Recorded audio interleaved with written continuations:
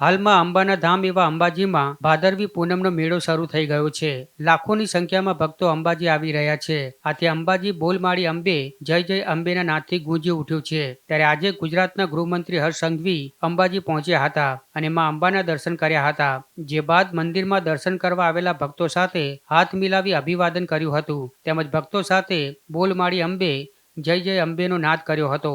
આ સાથે જ તેમણે પોલીસ કંટ્રોલ પોઈન્ટની મુલાકાત લઈ 650 સીસીટીવી કંટ્રોલનું નિરીક્ષણ કર્યું હતું અને સિદ્ધહેમ સેવા કેમ્પની મુલાકાત લઈ કેમ્પના આયોજકોનો આભાર માન્યો હતો. એટલું જ નહીં, સફાઈ કર્મચારીઓ સાથે મુલાકાત કરી તેમના કામની પણ પ્રશંસા કરી હતી.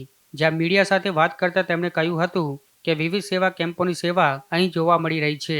સફાઈ કર્મચારીઓ રાત દિવસ મેળામાં સફાઈ કરી યાત્રાધામને સ્વચ્છ બનાવી રહ્યા છે. ત્યારે હું તેમની આ સેવા બદલ તેમને નમન કરું છું. હવે કોઈને 100, 101 કે 108 અલગ અલગ નંબર લગાવવાની જરૂર નથી. માત્ર 112 નંબર પર આખું વહીવટીતંત્ર મદદરૂપી બનશે તેમ જણાવ્યું હતું.